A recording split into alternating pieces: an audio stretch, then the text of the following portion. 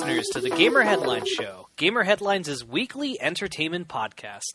This is episode 48, and I am one of your co-hosts, Chris Cortez, and as always, I'm joined by my other co-host, Adnan Riaz. Fire rises, Chris. Oh, you think? Yeah. Did you see that thing I sent you, by the way, about Tom Hardy, like in that press conference where that dude was trying to ask him about his sexuality, and he's like, "Are you asking about my sexuality?" He's like, "No." He goes, "Okay." He just like ignored the question. I would love if he's like, "You think you know about my sexuality?" Like, you know, it's like talks to him like Bane, but sadly it didn't happen. Like,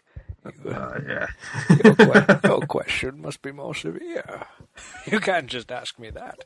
But anyway, welcome guys to the show. We're gonna jump right in because we got some hot topics, and I'm not talking about that popular Mid-American Western clothing store that we all went to as teenagers. I'm talking about news and stuff. I'll show a lot of good stuff. But all right, so Adnan.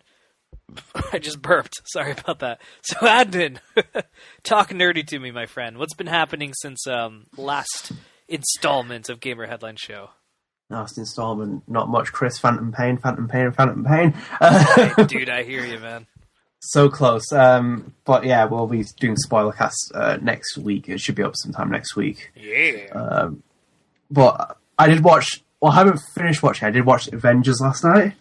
I think I made like an hour and like something on into it, and then I kind of like turned it off because like I'm tired, and it's also like but I mean, I remember this film being so hyped up. You were pumped for it. I remember conversations about it. Yeah. I think when you watch it, you're a little bit like rubbing your fingers between your eyes. You're like, oh. Like I was pretty psyched about it, and I mean, I don't want to take away from your talk nerd to me, but I will say that I was a wee bit on the disappointed side, to say the least. Just a little. Yeah, but like a lot. I mean, it's not what it should have been. I mean, we talked briefly before the show, and I was telling you how I felt like the first movie is such a classic, fantastic movie, first of its kind, and the second movie, it just really felt like Whedon wanted to make a sequel to that. And the studio, like, kind of interfered. It felt like one of those type of movies that they don't trust the guy that made them $1 billion. They don't trust him. And then this movie made $1 billion, so they're like, "Oh, it's cool. We're doing it right." And it's like, no, you're not. But yeah, dude. So you've seen like 3/4 of it, something like that.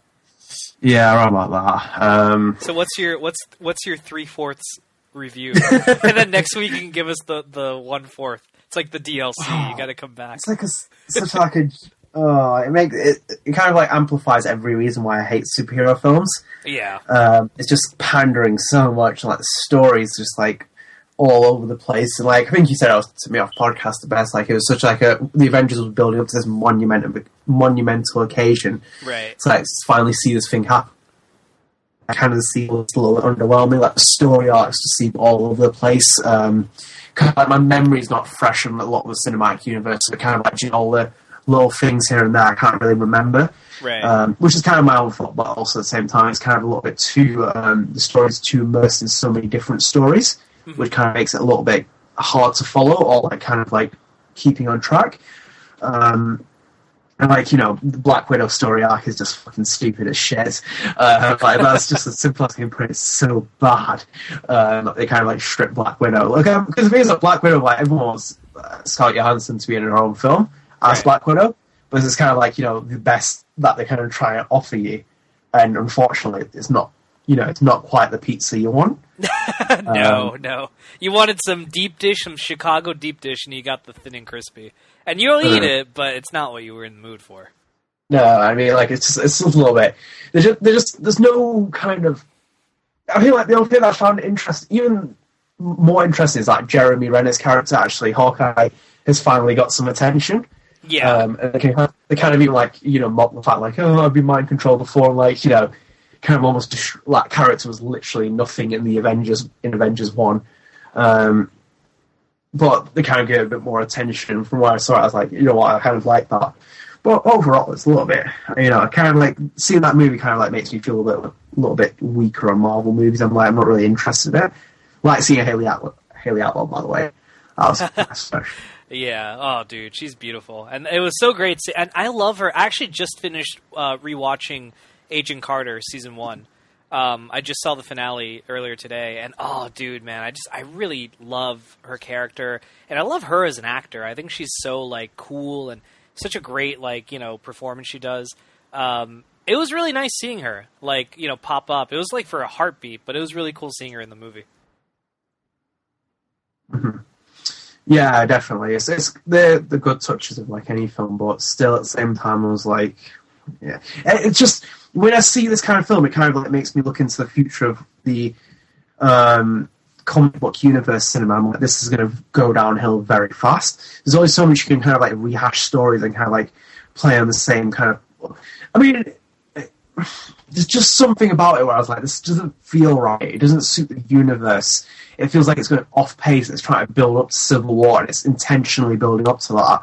Mm-hmm. It's like no kind of like real surprise that, you know what, if like in the announcement would come like Avengers Free Age of Civil War's going to happen after the film, but it's kind of like, before the film came out, people like could build up to Civil War and stuff like that. Kind of ruins it a little bit. But yeah. Yeah, no, I agree with that, dude. I think it's just funny because this was originally the conclusion to Phase 2. Ant-Man became the new conclusion to it. And if you really look at Phase 2 in comparison to Phase 1, Phase 1 is like a fucking masterpiece. Phase 1 is so great. I mean, there's a couple of movies in there I didn't really dig. Like, I didn't like Iron Man 2, and I thought that Thor is a little bit weak upon multiple viewings. But, like, on the whole, I thought Phase 1 was pretty cool. Phase 2 was a mess. Like, I hated the Iron Man movie and the Thor movie. Captain America was awesome. Guardians of the Galaxy was fucking amazing. I think Guardians was the best movie. That was, like, the climax to me of this whole, Phase 2. Avengers should have been good. It really should have been good. And, unfortunately, it was a letdown. And I saw Ant-Man, and, I mean, I'm still kind of, like, out on that one. Like, I really just don't know how I feel about that movie. Everyone around me loves it. I'm like the only person that's like, I don't know, I thought it was shit. Like, I really didn't like it. I didn't find it funny or, So yeah, I'm hoping, I mean, Phase 3 is huge. I mean, I think there's like 9 movies or something. It's like the biggest, like series that they're doing thus far. I'm hoping they learn from Phase 2 and they try not to, they just try to build up to something like what they did the first time around. Remember how exciting it was every time Samuel Jackson came out? You're like, oh, it's coming, the Avengers. Yeah. Yeah, that was super like awesome. And then this movie, you knew it was coming, but you just didn't care. And then it came out, and you're like, well, it came out. So yeah, it's not terrible from what I've seen, but I'm kind of just a little bit. It's a superhero movie. What else can I say about it? It's so it's just extreme pandering and kind of like nonsense and just stories that weave in and weave out and just don't really tie together to make this kind of universal big moment or plot that you can kind of unite behind. But it's just watching, I was like, oh, like this is going to be like the kind of this is the point where you can kind of transition that the superhero movies are going to start to, people will notice them for what they're doing. Like, it's just kind of like that massive superhero factor of like this Hollywood's being taken over by superhero movies will slowly start to die down. I'm also looking forward to so kind of refresh original ideas, hopefully. Yeah, I think this is the point where it's almost like the Assassin's Creed syndrome, where you're starting to realize that, like pooping these out every year is not a good thing for the dude, this is something we got to make this a topic one day. Like, I think it's on our list of potential topics. I think it'd be fascinating to talk about, like, the way superhero movies are changing the film industry, because it's really like, whoa. But yeah, I definitely agree, man. It was a hell of a letdown. But I mean, whatever. The next movie's a 2-parter. The third Avengers is a 2-parter film, which I know how much you like. Fantastic. Those two. I love those. They're my favorite thing in the world, Chris. So we'll see how those fare. I know Spider-Man's going to be in it, so that'll be intriguing, seeing Spider-Man and Robert Downey Jr. just back and forth sass each other. Man. Godspeed, Spider-Man. That's your review. That's Captain America's like, Godspeed, Spider-Man. He just throws a shield at him. Don't tell Harry. No, what is it? Don't tell Tony, and then he dies. Yeah, don't tell Tony. I would, dude. If that is in the movie, I would like cry tears of joy. Like, Defoe would be proud, and Defoe plays him for that one scene too. They hire him, like no explanation, just all of a sudden Captain America's this like older man. But yeah. Well, for me, for what I've been doing, my talk nerd to me, I really wanted to cover this dude, so I, on this episode, but there's not really a whole lot that happened, so, I figured let me just talk about the Sony's Tokyo Game Show 2015 press conference, like kind of give my impressions, because that, at the time of this recording, I think that happened yesterday, it was like 3 o'clock in the morning my time, so I totally didn't see it live. But I saw the video later, and I kind of wrote notes, based off of the video. But basically, before I even start talking about my impressions, overall, I really felt like, and this is like a no duh, this is in Tokyo, Japan, but the event very much catered to the Japanese audience. There really wasn't a whole lot of stuff that happened in America, but there was, some cool stuff, or not America, but like worldwide is what I meant. But there was some really interesting things that, for one thing, Call of Duty was mentioned, which shocked the hell out of me. They had one of the producers of Black Ops 3 come out and talk about Call of Duty Black Ops 3 for a little bit, and I'm like, what the hell in Tokyo Game Show? That's kind of weird. And then also later on, Ubisoft made an Assassin's Creed Syndicate announcement at Tokyo Game Show, which I'm like, this is really weird. They usually do this at like, E3 or something, but they announced that what is it? They're going to make a Jack the Ripper DLC for Assassin's Creed Syndicate. It's going to be talking to the wrong person here. Yeah, it's set like I think 20 years after the events of the main game, which I'm like, all right, I guess the characters live.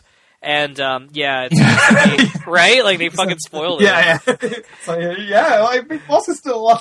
Yeah, like, alright. And then it's supposed to be about you investigating the murders, and I'm like, I'm still not pre-ordering that game. Do you know what the great part about it was, in my mind, was the fact that you'd imagine that would be part of the game, but no, it's part of the DLC. Yeah, like it's... something dude, just that you're in Victoria, London. You expect it to be part of the game, but no.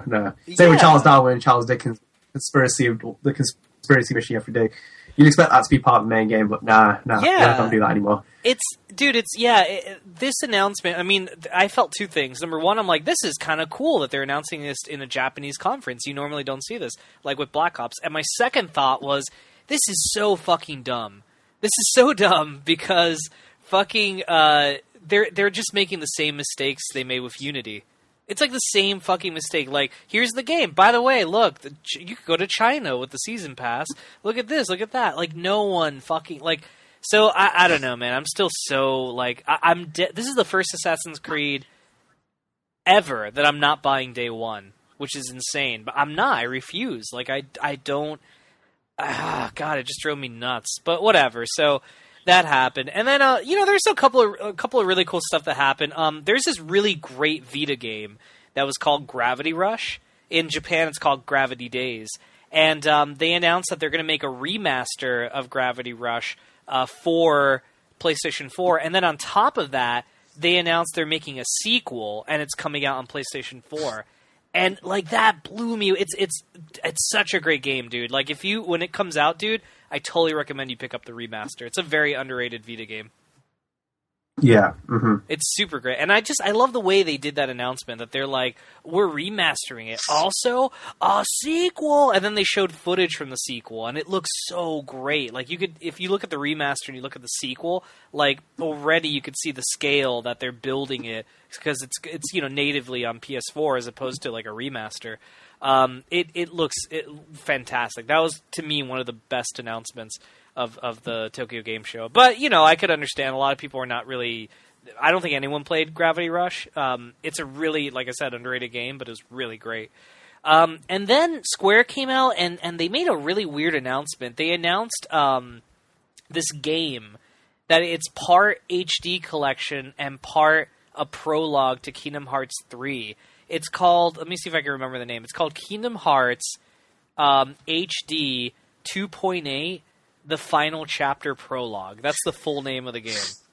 And what it is, it's three things. They're bundling three things to it. They're remastering this 3DS game called Dream Drop Distance. They're remastering that for PS4 this time. And then the second thing is apparently there's a mobile game that came out. I don't know if it's coming out in the US. I think it is. I forgot what it's called. I think it's called Kingdom Hearts Unchained Cross or something like that. Well, basically they're getting the cutscenes from that game and they're remastering them and putting those on PS4. And then the last thing is it's basically a prologue to Kingdom Hearts 3. It's a brand new game or episode or whatever you want to call it that's built with the Kingdom Hearts game engine. So it's like PS4 level graphics. And you play as this character from this other PSP game that was called Birth by Sleep, and supposedly it leads into Kingdom Hearts 3 or something like that. And I thought that was pretty cool. I know some of the people with our friends that we talked to on Slack, some of the people were saying how they think it's fucking retarded, that they're doing like a 2.8, thing. It was like stupid. Sorry, I didn't mean to use retarded in a negatory. I hate doing that. But it was really dumb that they were doing that. And I could see why that. I mean, 2.8, that just sounds so stupid.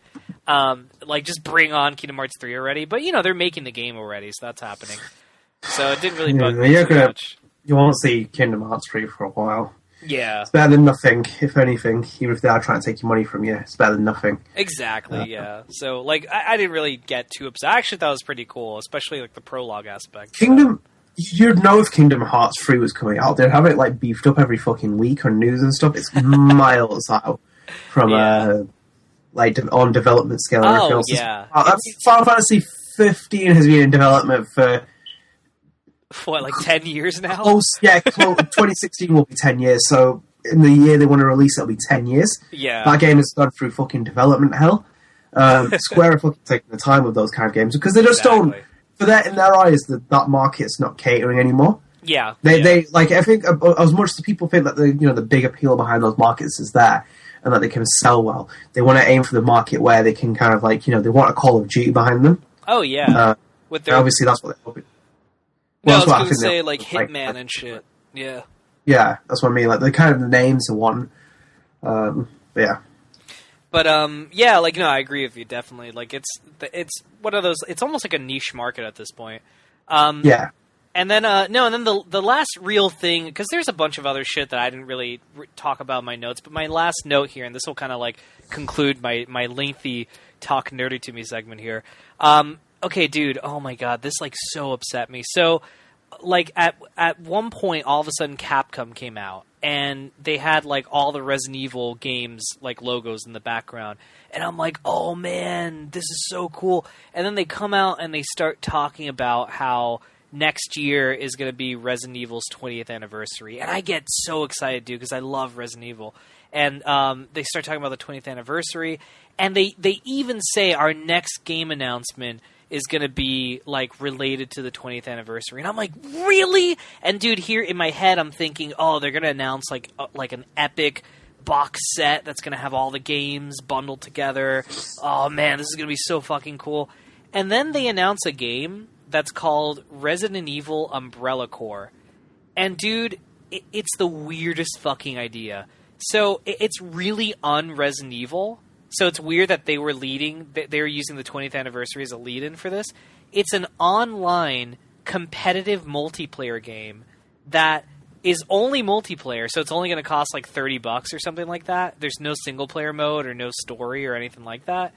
And the game, it's basically it's like Call of Duty, but there's random zombies, and it's third-person view. So it's like if you got Gears of War, but it's more Call of Duty-esque, and you put zombies that could attack you, and you're trying to attack, other people as well. And I think it's, the weird... just think, again, dude, let's review. So they released the HD remaster, right? And that does well, right? That does really well. People were like, oh, man, it looks like our most horrific Resident Evil game sold well. What game should we make next? Then Revelations 2 comes out, again... horror-based, and they're like, oh man, look at this. Another horror Resident Evil game sold well. Oh man, what should our next big game is? And this is what they make? Who the hell was horror games are selling really well in Resident Evil? Let's make a competitive multiplayer game. like I can't even fathom that Capcom like approved of this idea, dude. It's such a bad idea. But basically, that was the announcement, and it was like the biggest letdown ever. As a Resident Evil fan, I was so disappointed by it, and but yeah, that's basically it, dude. That's I know I went on a rant there, and I apologize. That's everything. You know, my notes, my impressions on Tokyo Game Show. It was okay, basically overall. It's obviously catered to the Japanese audience. Yeah, I mean that Resident Evil one's just. I can't believe they did that. It's ridiculous, man. Yeah, I mean it says everything about what Resident Evil is status, and yeah, don't expect Resident Evil 7 to be like what you dreamed of. No, it's going to be a competitive multiplayer game again. It's hard though because Japan is like the audience that keeps on dwindling again and again for like the big three. And I think like the only big influence retainer in that region is Sony, and they try to like literally grab any kind of life they can out of it to push sales. It's just like, you know, I feel like Metal Gear did pretty well in Japan, but obviously there's a long history that stems into it. I think there's just something about it that kind of says to me that in the next few years that will die down just being at TGS, sorry. Yeah, like just the fact that these companies would be there. I mean, obviously Microsoft gave up after a year, even after they launched the PS4, after they launched Xbox One in the region, they kind of gave up because they just realized there's no point in kind of like really pandering towards it. Europe and North America are the main audiences. Like whoever takes those two regions takes like almost control of the market. Right. But yeah, like the announcements, like the Ubisoft one's really weird because like, is Assassin's Creed even popular? Why would you be there? What's the kind of like? I think the only reason they did it was just to get more kind of publicity because the game does come out in October 23rd or something. Yeah, it's next month. Out. So yeah. Yeah, so just like publicity, and obviously they do know that people who are watching it, like obviously gamers who are just watching live streams and stuff. But it kind of made a little sense. I think it might have just been also an initiative, just slipping like DLC, kind of like make it a little bit unnoticed as well at the same time. Yeah. But yeah, there's just like kind of those announcements I'm making that you kind of like switch it. It's almost like saying FIFA is going to be announced there or something like that, kind of announcement, like, and you kind of like me flicking my eyes like a little bit. I'm like, what? Yeah, like there's a time and there's that's a perfect example, dude. Like FIFA is obviously a Gamescom announcement. That's why they do it at Gamescom. Like you don't, maybe they were like they knew that the Americans were gonna or the Europeans were gonna get pissed. Like both of us were gonna get pissed at DLC, and they're like, well, Japan will be nicer, right? They like DLC. Let's try it there. It could be that they're trying to like see if maybe that gets stronger response, Yeah.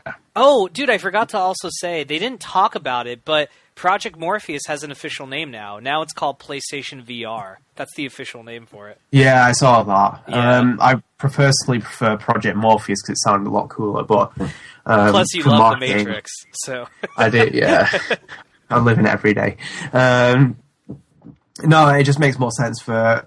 it makes more sense in terms of just, like, marketing. PlayStation VR, I kind of like, it's straight to the point, it's concise, and like Project Morpheus it's kind of like why I love like Project Natal. I thought it was such a cool name, and then they changed it to like Kinect. I think they're just kind of like being poisoned to the market because obviously people read it the wrong way, like the Wii U and stuff like that. You just have to literally be, because you have to remember you have to dumb down a little bit when you're marketing stuff, and PlayStation VR just works for what it's doing. Still think Sony's really kind of hiding that kind of like belief behind that product a little bit. How much to mention, because it comes out next year, and you kind of like, you would have thought they would like, it's time to steamroll the engine, like, to kind of like get momentum behind it. But they kind of like, I think you were saying it on like the pre-free predictions. I was like, like they might take up a portion of the show, and they literally touched it for like 5 minutes. And I was like, okay, like,